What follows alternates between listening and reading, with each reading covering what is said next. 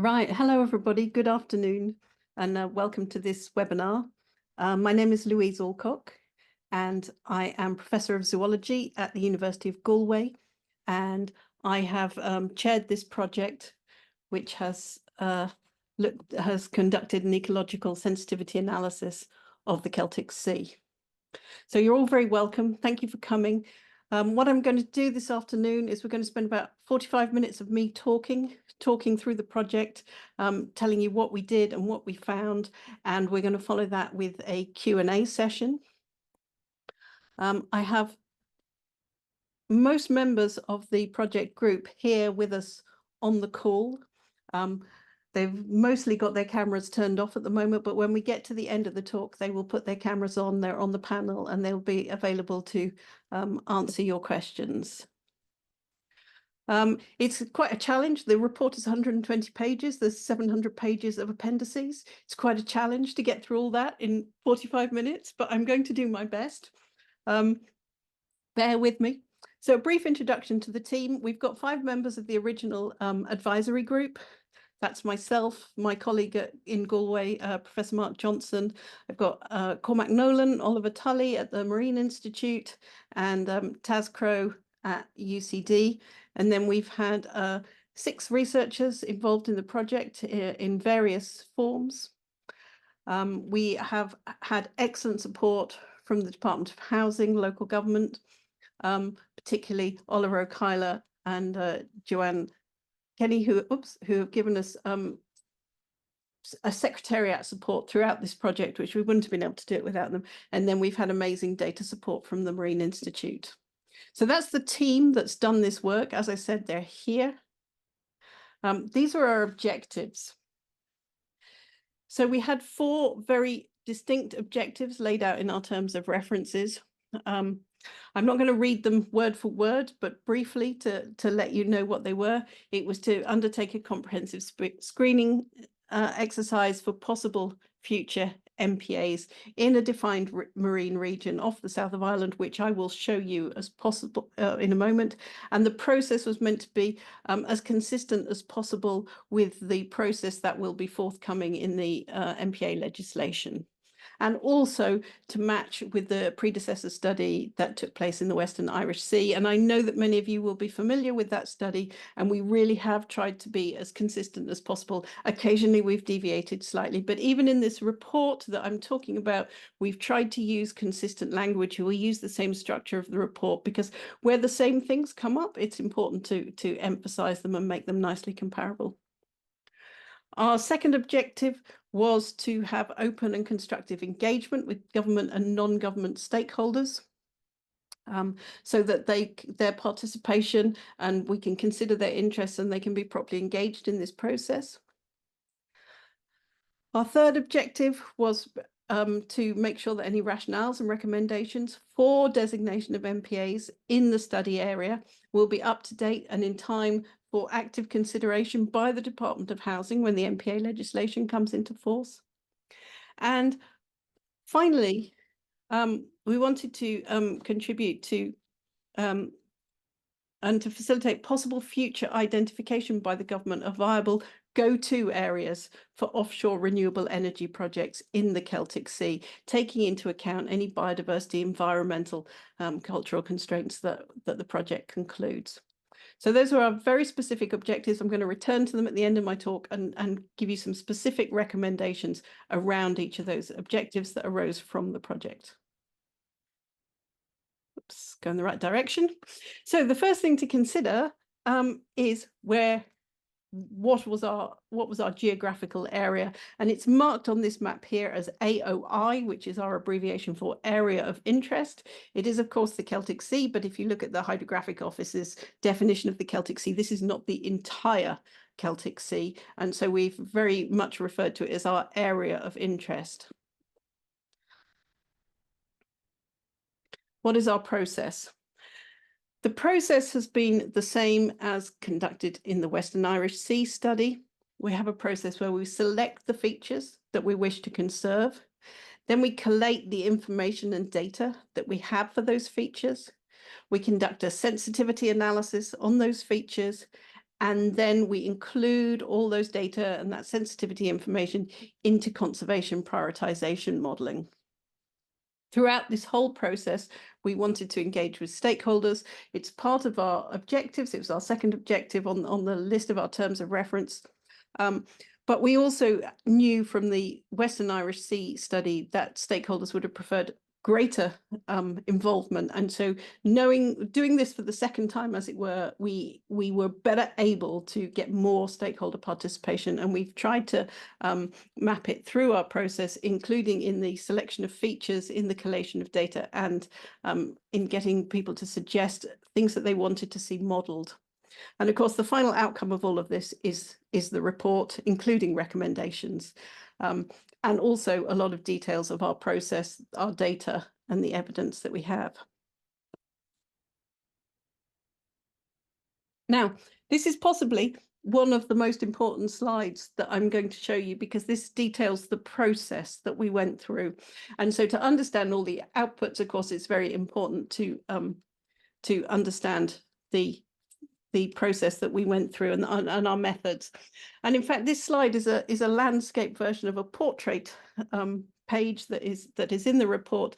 And that page was made because stakeholders specifically requested at one of the stakeholder engagement meetings that we summarize the process in a page, because at these meetings we had stakeholders who were representing often umbrella groups of stakeholders. And they wanted to be able to put to their member organizations, member groups, exactly what was happening. And they felt that it would be really beneficial to them if we made a one-page summary. So that is what we have tried to do. This is it turned landscape. So here I'm going to summarize the whole methods of what we did. So as shown on the previous slide, first thing is to select features. Now, we needed an objective process for this.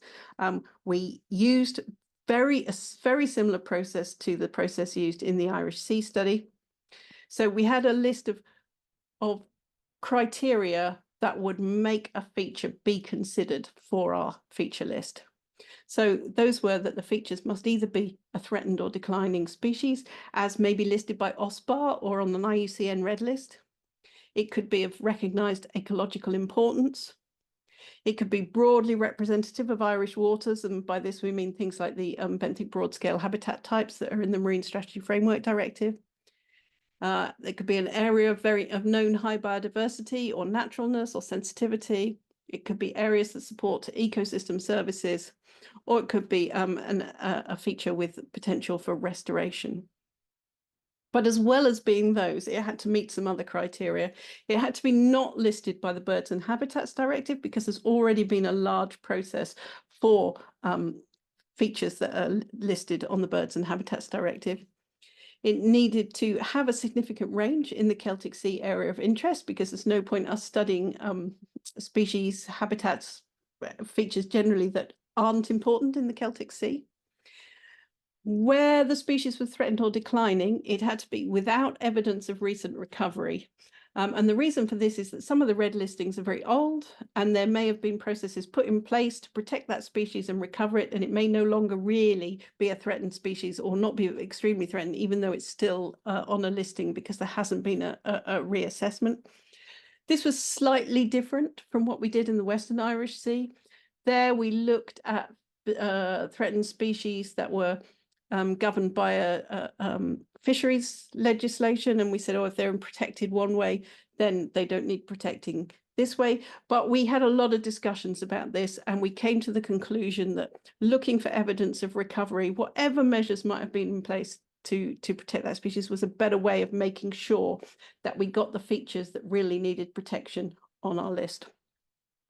And the last condition was that this feature needed to be amenable to spatial protection. For example, if we had a very vagrant species that is roaming through the Celtic Sea, putting a little area to protect it is not going to have any effect whatsoever. So that's a complete waste of effort. So those are our criteria. We made an objective list out of that. I will come to it in a minute, but I'd like to talk through the other methods first. So the second stage was to collate data for those features that we'd selected, to map them and to assess data quality. We had enormous help from the data team from that. I'm going to show you some of the data and some of the data constraints in a moment. Then we had to conduct sensitivity analyses on those features. We have a very defined protocol to assess sensitivity. It's called the Marisa protocol. It's a published protocol. And we followed that protocol. I'll tell you a little bit more about that in a moment when I show some sensitivity data. We were specifically focusing on sensitivity to pressures that are generated by 3 activities: fishing, shipping, and offshore wind. And that was, again, our terms of reference. Of course, there are other activities that go on in the Celtic Sea and that will be relevant when the process of actual MPA designation comes around. And then our last job was to do the conservation prioritization modeling. And we had 2 pieces of software to do this. The first is called zonation. And zonation as input takes multiple feature layers. So for all our features, we can take a map, rasterized map, as input. And it doesn't matter how many features you can have as many map layers as you want. And it will also take in a sensitivity score for those features. So we can use the sensitivity scores from the previous activity in this process to get output from the zonation software. And what zonation then does is it stacks all those feature layer maps and it ranks each map grid cell for overall sensitivity. And so what you end up as an output is a map showing the most and the least sensitive areas of the Celtic Sea, sensitive in terms of the features that we selected. The other piece of software that we had the option to use was Prioritize R. This works slightly differently. It again takes in all your feature layers, all the maps of the features that we've generated, but it also takes in a sectoral activity layer. And you can see this here. You can see the outline of this is actually mostly what you can see visible here is fishing effort. So you can see the areas of increased fishing effort. The third input that Prioritize R requires is a scenario. It needs to know what you want to do. So an example scenario would be, we want to protect 30% of each feature. So if you give Prioritize R such an input, you will come out with a output that looks a little bit like this, where we have reserve solutions mapped out, and within those solutions, there will be 30% of each feature protected. But at the same time, it captures this set amount of each feature, but it avoids as much as is possible. It can't completely avoid any areas that are important for other activities. So it tries to minimize any conflict between conservation and sectoral activities. Going through this process, as I said, we had stakeholder input all the time. So we showed our preliminary feature list to stakeholder groups. We discussed it with them. We invited them to make suggestions, and then we took those suggestions back to our group meetings and discussed them in further detail. We managed to obtain data from stakeholders, which was very welcome, and much of which was used. And we also invited stakeholders to suggest prioritization scenarios that would be of interest to them, and we did indeed implement some of those scenarios. Further on the stakeholder piece, we had a 4-step process. The first was to inform. You will be aware that I sent an email to everyone early in January saying what we were doing really as early as possible as we could in the project. We then later in January, we had online meetings with members of government departments to better explain, or to explain more fully what this process would involve. And then in February, we had these in-person meetings with stakeholder groups that had been selected by a Delphi method during the Western Irish Sea project, updated obviously for the Celtic Sea, particularly with in relation to geographic location. And those took place in Cork in February. And then our final piece of stakeholder engagement is this dissemination seminar, and it says June, but it got delayed a little bit, so we're actually doing it in July.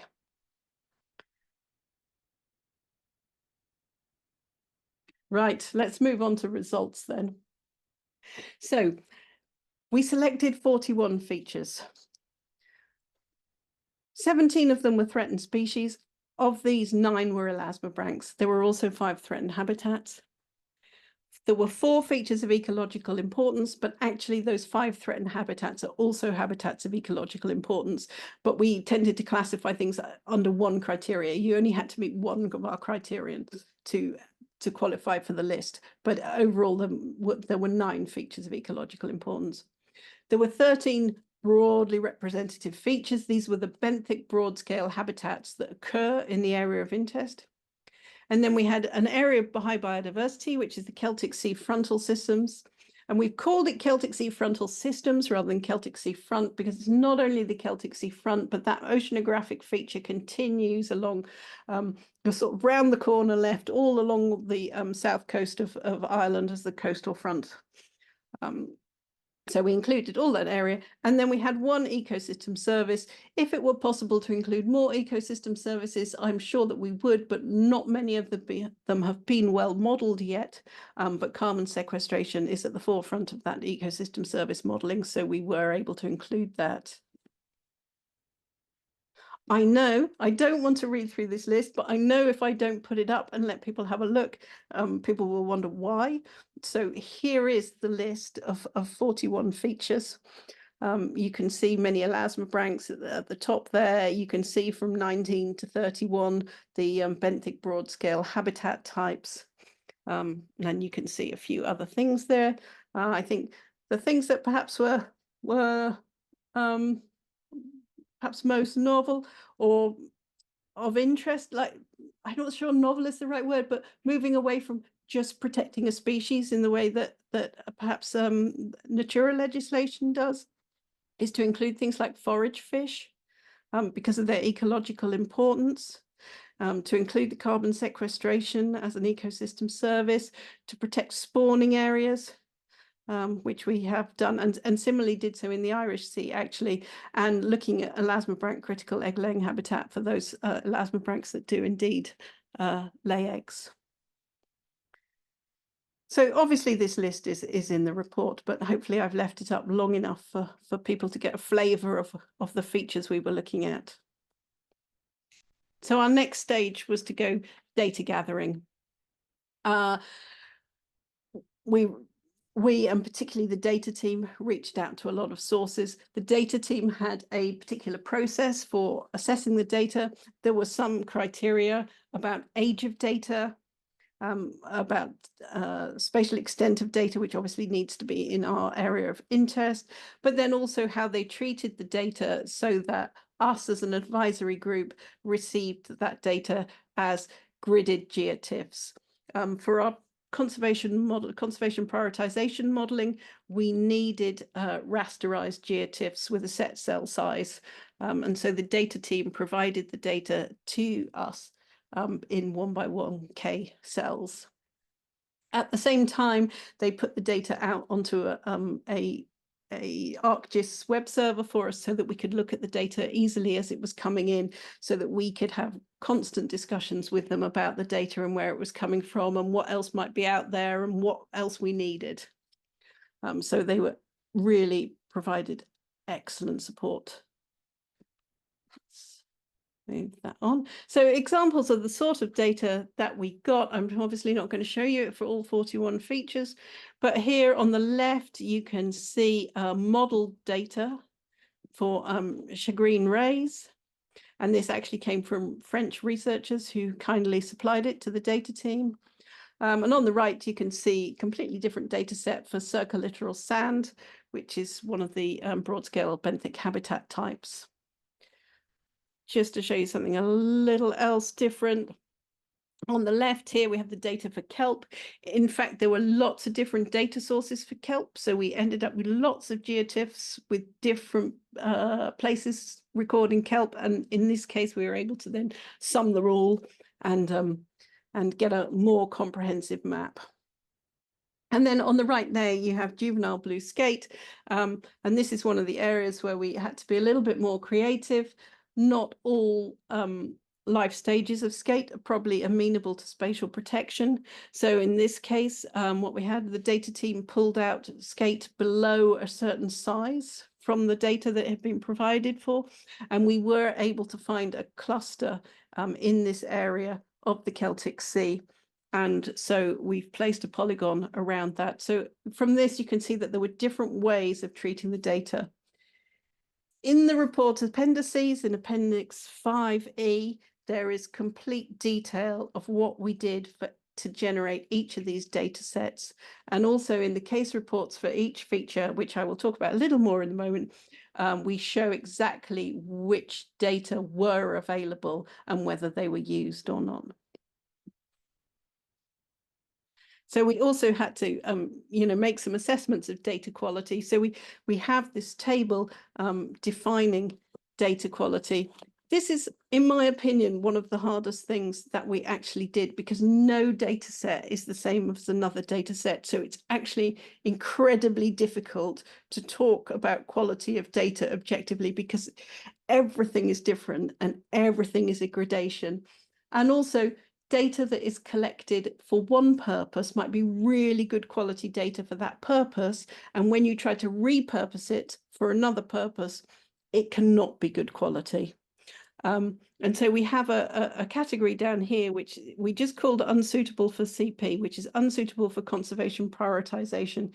It doesn't mean it's poor quality data. It might be, but it might also be good quality data, but that is unsuitable for our purpose. And an example of this was with the spiny lobster, where most of the data we had was from fishing trawls, and almost every fishing survey caught one or two. So it looked like spiny lobster was spread evenly across the sand of the Celtic Sea floor, when in fact we know that they prefer rocky habitats. So we knew that what we were seeing was not a true representation of their distribution. So we just had to say we don't have sufficient data to include this species in the conservation prioritization process.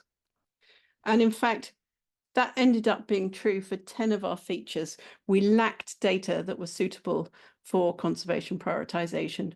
And so for these species, they are included in our report. We have made a case report on them. We have assessed their sensitivity, but we do not have currently the data to include them in conservation prioritization modeling, so they were not included. Okay. So moving on to sensitivity analysis then.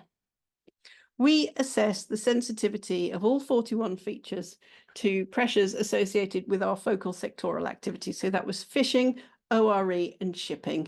And we assessed them against a range of pressures that we know are associated. So smothering, underwater noise, extraction of species, electromagnetic charges. There is a whole list. I'm not going to put it all up here, but it's detailed in the report.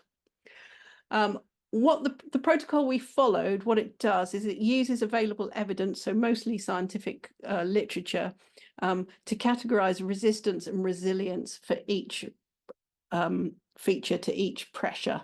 So resistance is how well a species copes with the pressure initially, and the resilience is how well it copes with the impact, how well it recovers from the impact of that pressure. And you combine resistance and resilience together to estimate sensitivity. So the little grid on the right here gives you an example. For example, if you've got no resistance but low resilience, you end up with high sensitivity. And so this little grid determines what the overall sensitivity of any feature is. It's a fully transparent process. The data are documented. As I said previously, it uses Marlin's MARISA protocol. The full sensitivity analyses are in the appendix, as Appendix 11, with all the information that you need and all the references that were sourced as part of this process. Where we had to assess habitats rather than species, those habitats were assessed on the basis of the species that characterize them. So that meant that for every species, we end up with a massive table like this. The important columns are the resistance here, the resilience, and then those are combined to form the overall sensitivity. The columns in between are about the quality of the evidence that was used to make these decisions. And that means that not only do you know how sensitive something is, but you know how much evidence was used to make that assessment, which can be useful in the future. And also it comes to this thing about being very transparent about what we know well, what we don't know well, and where there are doubts. And I think this is very important that this is made transparent. So these tables are in the very large appendices for every feature.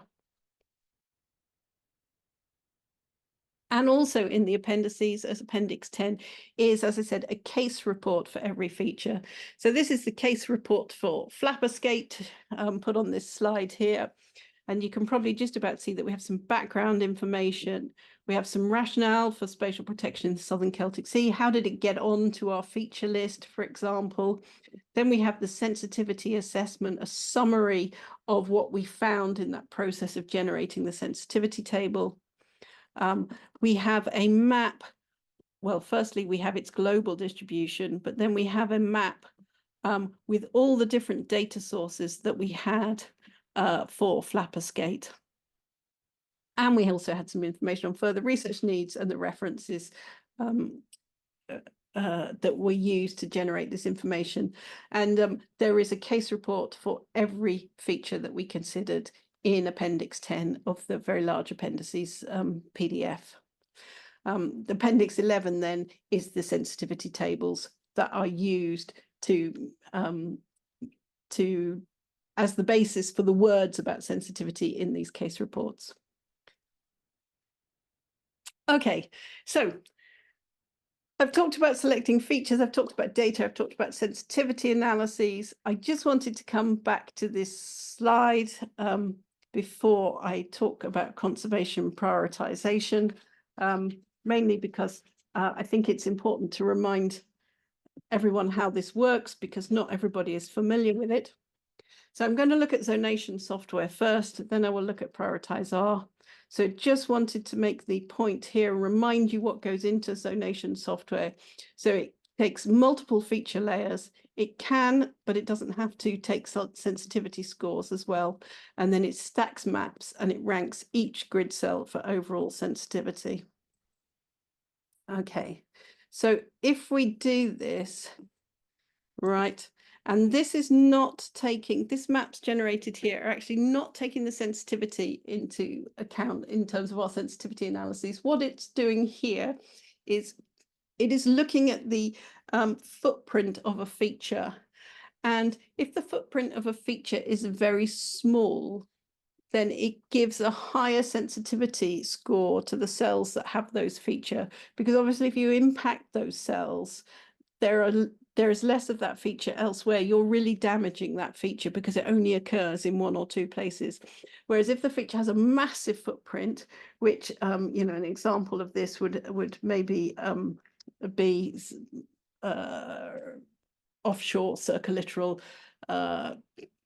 sand, which covers a large area, then each of those cells is not very sensitive, because if you impact a little bit, like one or two of those cells, the overall impact on the feature is very minimal. So this is a sensitivity map generated by zonation in that fashion. And so all the feature layers are weighted equally in terms of what was found in the sensitivity analyses. But in picture B, the feature layers for the Celtic Sea frontal systems are turned off. And so you can see that much of this sensitivity along here is associated with the Celtic Sea front. And it's just important to know what a sensitive area that is. We do, of course, have other sensitivity information, because we have looked at the sensitivity of every feature to each of these pressures. We can then relate these pressures to activities that go on in various sectoral activities. So not all sectoral activities, of course, cause the same pressures. So if we know that, we can base sensitivity maps specifically on sectoral activities. so we can say which features are sensitive to ORE construction, for example, and which are, let's say, sensitive to bottom trawls. So we should then get some, what's the word? We should be able to distinguish between the different sectoral activities. In fact, as you can see, lots of things just have high sensitivity, or at least medium or high sensitivity. And this is really partly because the sensitivity analyses don't consider different intensities or frequencies of activities. So everything causes an impact, and that impact in these sensitivity analyses is recorded the same. And so, in fact, when you look at maps, for example, to look at what's sensitive to ORE operations, it actually looks quite similar to what's sensitive to bottom trawls. There are differences. You can see, for example, you can see this is the outline that is caused by juvenile blue skate, and you can see that blue skate are more sensitive to bottom trawls, which you might expect from something that is living benthically, than it is perhaps to ORE operations. But anyway, we get maps of information. It's important to remember, of course, this isn't the be-all and end-all sensitivity map for the Celtic Sea, because this is sensitivity to the features that we considered. If you change those features, then the sensitivity will change. Now, let's move on to the other conservation software. So, using Prioritize R, what Prioritize R does is it provides you with a reserve solution, a network of reserves as an output. But of course, it takes in an activity layer. And when we did this initially, with our initial explorations of the data, what we found, although we had included, obviously, ORE, the DMAP polygons, in our activity layer, and we had included all the fishing, what we found was that it was very difficult, and it's because of the Celtic Sea front, it was very difficult to avoid all the ORE DMAP polygons. The solutions either, like this one on the left, tended to overlap one of the polygons, or we got fingers of reserve going down between the polygons, which is not ecologically a good solution. I mean, it's not good for ORE operators, and it's not good in conservation terms either. Reserve networks should be compact, allowing species to interact and have high connectivity, and we need a minimization of what are known as edge effects. So we had a look at how can we do this to get good solutions that work for everybody. And what we actually did, if you look at the activity layer here, we weighted the inshore, the most inshore of the DMAP polygons higher, and subsequently weighted them lower as we moved offshore. They're all weighted, so this still means this fourth polygon, it's weighted. You can see it's darker. If the software can avoid using that area, it will, but it will preferentially avoid using these more inshore ones. And once we started to do that, we got much better solutions that always, I think pretty much always avoided 3 of the DMAP polygons, sometimes avoided the 4th as well, but always produced what would be ecologically acceptable solutions as well. So all the solutions I'm going to show you use this gradation of value put on the DMAP polygons. We also explored different ways of constructing the fishing activity layer, and this was at the request of fishers organisations. So we weighted for effort, which we've got a solution in panel A here, weighted for effort. We standardized fishing by gear type, which is to say that we gave a certain value to the gear and spread that value across the areas used by that gear. Excuse me.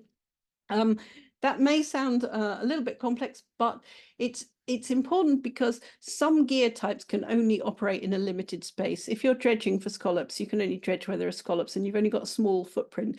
And that means that if you're if something happens in that footprint that doesn't allow you to be there, you've got nowhere to be displaced for.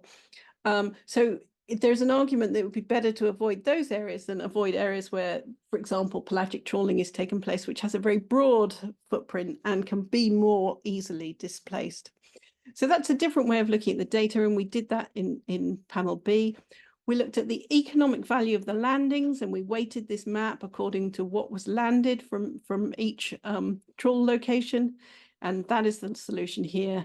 And we looked at the number of vessels operating, and that is the solution from here. And in fact, if we put all those solutions on top of each other, you actually find they're not that much different. But what we did for subsequent analyses is we tried to pick the two most different, which we decided were A and B, and we used those two different activity layers in all our analyses so that we've got the two most different solutions always. So that brings me on to actual solutions. So here are our initial solutions. What we've done here is we've said we want a final output with 30% of the Celtic Sea in our reserve solution. We want the fronts and the eel and the salmon to be double weighted, to have an extra area of those. This is what we did in the Irish Sea. We had recognized the fronts were really, really important. And we had also had long discussions about eels actually in the Irish Sea because salmon weren't on the feature list there. It's interesting when you do this, there's a little bit of difference. There's not a huge amount of difference actually between the two, but there's a little bit of difference. Once you get this map, the next thing says, well, what's protecting what? And so there is another appendix 12, I think, that actually details each one of these numbered areas, what is protected in it. And it's really interesting when you start to break down and look at that, because, for example, this area here, number 12, it's not really important for anything. It's making up tiny proportions of each of the features. So it's got 1% of this and 1% of that and 1% of this. And actually, if you were having conversations about protected areas, that might not be the most important area to protect because it doesn't really give strong protection to anything in particular. And you might say, why is this tiny little area 14 become really important? Why is it hanging out here? And in fact, this area protects 23% of the known distribution of offshore circulittoral mixed sediment. And that's just because there's hardly any of that in the Celtic Sea. But if you looked around on the whole of the Irish EEZ, then there's stuff elsewhere, and you just wouldn't choose to protect it here. So the point I'm making is these are not the absolute solutions. These are a framework for further discussions, and they need to be looked at and discussed. And actually, this gives room for sort of negotiation with the stakeholders and discussions on what is the right place to put it. So they provide potentially suitable areas, I think is the term used in the forthcoming MPA bill, but they're still open to discussion and negotiation. And in fact, we tried different scenarios. This was our initial scenario. We tried a threatened scenario where we actually weighted all the threatened species twice that of all the other features, while still trying to hit a 30% overall network target. We had an ecological scenario where we weighted the features of ecological importance twice the level of the other features. And it's a little bit different again. We had a pragmatic scenario. These scenarios can be useful where your biological data isn't very good. Actually, I think our biological data was quite good in this case. But here we included the layers that are not based on biological data. So many of the benthic habitat layers aren't based on it. The carbon sequestration is modelled. The herring spawning grounds are modelled from known habitat type. So you pull in those layers and use those instead of your biological data. And we did a final run where we actually forced existing SACs into our network. We said the final network must include at least 90% of the existing SACs. If you force 100%, you get really strange shaped things because it's very difficult to force 100% in. So we settled for 90%, and again, we get a solution. So all these networks hit the targets. They're all possible solutions. I've run through them really fast because actually I'm more interested in talking about what happens if you layer them all. Because as I said, not one of those is the right solution. They're all possible solutions. They all hit targets. But what we can do is look at what areas are always coming up, what areas are always important. They've got so many features co-occurring that they always come up in these solutions.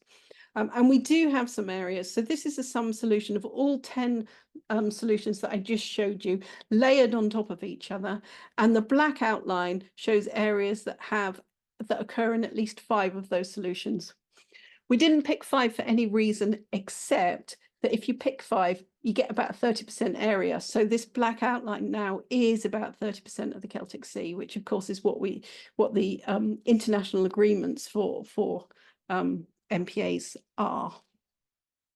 If we look at that compared to the sectoral activity map, what we find is that they are indeed placed in areas where there is perhaps lesser activity.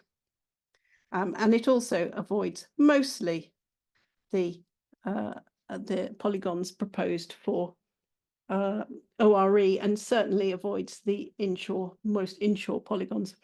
If we look at this fishing area, what we see is there's a lot of big, dark polygons inshore.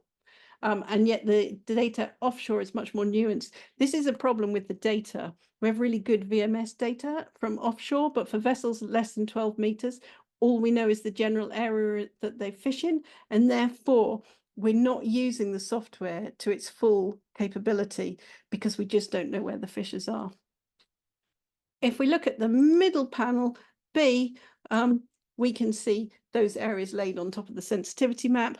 And you might say, well, would we not expect these potential suitable areas to fall on all the sensitive areas?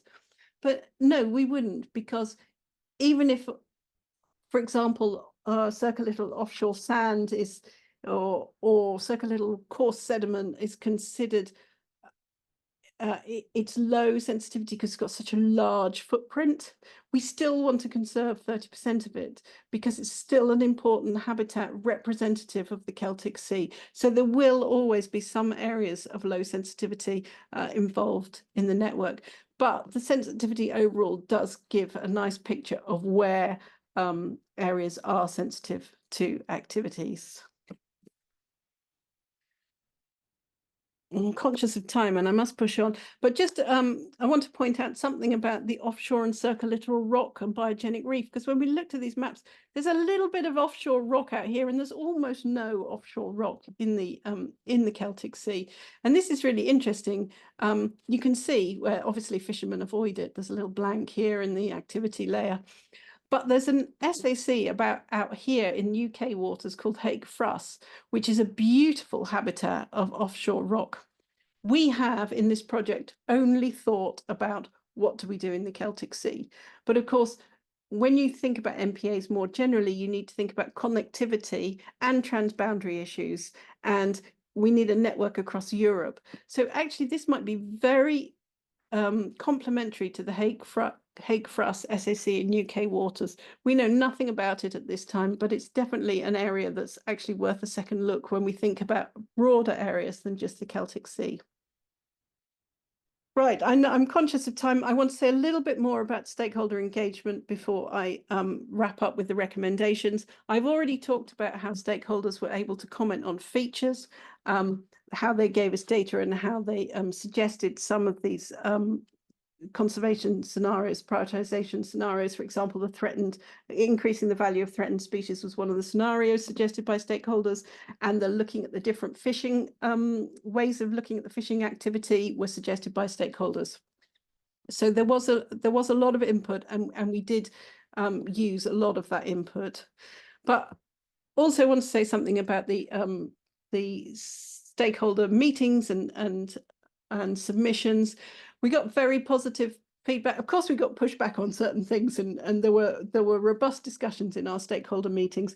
But at the end of the day, the kind of things that people were saying was that everybody got heard and questions are getting answered. And I think that really shows how important stakeholder engagement is in this process. And we are so grateful to all those people who came and who did ask us difficult questions and who also made submissions afterwards, which I'll come to in a moment. We did, during those meetings, make a few commitments. Questions were asked and we said, oh, yes, we'll do that. Yes, we'll do that. Yes, we'll do that. So these are some of the things that we said we'd do. We provide clarity and access to open data sources wherever possible. And there is a GitHub ready, pretty much ready to go live with all those data. We'd use the best available evidence and be explicit about potential uncertainty. I've talked a little bit about that already. We provide transparent and objectively defensible processes. We've been doing that. We published the list of features and the rationale for their inclusion. And also in Appendix 6 of the appendices, we have published the list of things that we thought about because they met one of the first 6 criteria, but then got thrown out for another reason. So we've listed all that as well.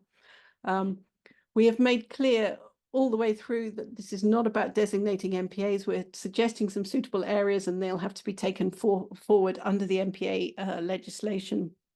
The scope of the project and the aims are in the final report. We've explained, I think most people know that the MPA bill is being drafted and has not yet been published. And the processes that we've followed have been laid out in the general scheme of the Marine Protected Areas Bill, which was published in 2022. And we agreed that we would highlight, which we have, and I'm happy to do again, that the national MPA process is designed to involve lots of stakeholder engagement and participation, and it's something as an advisory group that we fully support. We had written submissions from stakeholders. We took these very seriously. We have in the annex, we've presented all the submissions as received, but we also have a table which deals with each point raised by stakeholders. So we basically pulled the paragraphs out of the letters that were received and we've written a response. For example, stakeholders are asking for more engagement, and we agree actually, and this is in our recommendations. There was a question about understanding of conservation modelling, and we've explained it and also pointed to a section of the report. There's questions about features, and we point to the section of the report where we discuss how we considered aspects that were raised by the stakeholders about the preliminary feature list. So this table is actually about 30 pages long, but it was really important for us to do this because it meant that we really had a process that very clearly made sure we addressed every point raised by stakeholders. And I think it also gives comfort to stakeholders that when they've gone to the trouble of actually making a submission, it really has been read and looked at. We also put out a survey to all stakeholders. I think 44 people answered it. What it shows is that all the stakeholders are really knowledgeable. All the stakeholders know a lot about the different kinds of area-based protection in the Celtic Sea. This is only a snapshot of a couple of questions in that questionnaire. The full analysis is in the report appendices. And stakeholders are really knowledgeable about human-induced pressures in the Celtic Sea. But what is really comforting is that nearly everybody is in favour of marine protected areas being designated in the Celtic Sea. I mean, we're well aware that if you designate marine protected areas, they do have impact on commercial interests, but nonetheless, people are still in favour of protected areas, which is really great to see. So, wrapping up now with just a quick look at the objectives. The recommendations to go with each objectives. I've listed the recommendations by objectives, and the first objective is about process. So all the recommendations here are about the process. So we have clear selection criteria here. We tweaked them slightly from the Irish Sea. These criteria should be the basis of any future work. Of course, they can be tweaked slightly again, but they provide a nice objective way for selecting features. We need the development of risk assessment frameworks to inform how spatially distributed sector activities that operate at different intensities and frequencies might impact conservation features, because this will start to better show which activities are really having impacts. We obviously need to spread our consideration beyond fishing, shipping and ORE. and we haven't to get a more nuanced consideration of economic, social, strategic, cultural aspects of different sectors. We need to further develop frameworks to indicate quality of data. This is a really difficult thing to do. I think we've improved what we had done in the Western Irish Sea, but everything can always be improved, and clarity of the nature of the evidence base is really, really important. And so further work on this is required. And our final recommendation on the process is that we really need desperately high quality spatial data from fishing vessels less than 12 meters, because we cannot properly support that sector in the designation of MPAs without those data. If we look at Objective 2 was about engagement with stakeholders. I think it was very clear to us that the more stakeholder participation you have and the more levels you have it, the better the process is. So we recommend more of this. And in this vein, we recommend more time allocated to stakeholder engagement. We did absolutely the maximum we could with the time allowed, but we were working to a tight deadline. We need to also identify what the potential contributions of stakeholders to future collaborations can be. And of course, stakeholders might themselves be best placed to identify this, but it can be contributions to knowledge base, it can be increasing awareness of MPAs, it can lead to the stewardship of MPAs. But there are many roles for stakeholders, and these potential contributions must be noted. We need to make sure that when the MPAs are actually designated, the timelines are adequate to engage with all subsectors of the fishing industry. I'm trying to focus on the recommendations rather than the key messages here because of time, but it's absolutely the case that future MPAs in Irish waters will inevitably bring challenges for the fishing sector, but they can bring benefits, including through protection of spawning grounds, forage fish, and other features that are essential for a healthy and productive ecosystem. The more productive the ecosystem is, the better it is for fishers. So we really need to engage with fishers and their representatives to underpin decision making so that we minimize negative impacts and maximize the potential benefits to this sector. And finally, there are definitely data gaps that could be filled with citizen science. So the development of new and extension of existing citizen science and community-driven programs could provide a fundamental layer of data that we can then base systematic data collections on. That has certainly been the case with the elasmobranch critical egg-laying habitat. We weren't able to include it, but if we look at the data that we do have from citizen science programs, that actually gives ways forward for some more systematic data collection and ground truthing. So these programs could be really invaluable. In terms of MPAs, Objective 3 was in the potential designation of MPAs. Well, we've generated potential network solutions, and they can be incorporated into the development of MPAs as part of an expanded process, which will involve, again, stakeholder participation. We really feel that this isolated area of offshore rock ought to go and be explored. I don't think anyone surveyed it, and it could be really interesting. If we're going to have an ecologically coherent MPA network, it's going to encompass Ireland's entire maritime area, and it's got to consider all sorts of other factors beyond which we considered here. We need to pull in the existing SACs and SPAs. We have to consider transboundary issues. So there's very much a wider job to be done. We need better data. Even for the features that we did have data for, we could have had better data. So we recommend that the systematic data collection program should be established, and that there should be clear data acquisition and management guidelines for developers, so that data collected during the development process are fit for purpose and can contribute to better decisions and more effective management in the future.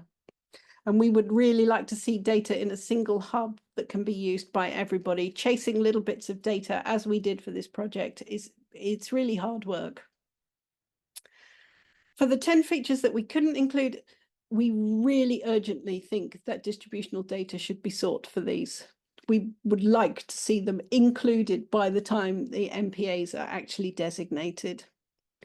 And finally, we think it's important that scientific studies should be resourced to improve our understanding of the ecology and life history of some species.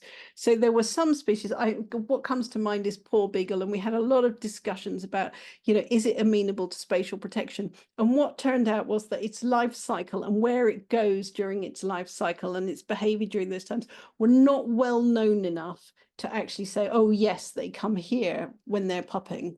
And we need that basic biology behavior to be able to consider whether something is actually amenable to spatial protection. And so there is a case for additional biology in many cases. And objective 4 then was to facilitate information about viable go-to areas for offshore renewable energy projects. I mean, in principle, ORE and fishing sectoral activity should be considered incompatible with MPAs, which are designated for features with medium or high level of sensitivity. And we did that. We've spelled out what are medium and highly sensitive to the pressures. But in practice, of course, mitigation measures and more detailed analyses of risk and impact, as suggested as part of Objective 1, could render activities compatible in the future. But as an interim measure, if you put fixed ORE developments outside the areas of the summed MPA solution that I showed in previous slides, we should be okay, because this will now enable future MPAs to achieve conservation targets for the features analysed in this report. Of course, where possible, avoiding areas where many features of conservation value coexist is also recommended, because that will further reduce the impact of ORE on ecological features. And finally, we should have some research, really. We should prioritise research that aims to discern specific impacts of ORE associated pressures on a broad range of taxa. And this is particularly the case where pressures are cumulative. We know very little about how pressures accumulate, and therefore we are not well informed on how best to mitigate the impacts of these pressures on sensitive species. So further research is required there. Right, I went as fast as I could without trying to rush through anything, and I think that brings me to the end. There are so many people to thank. I actually just cut this out of the start of the report because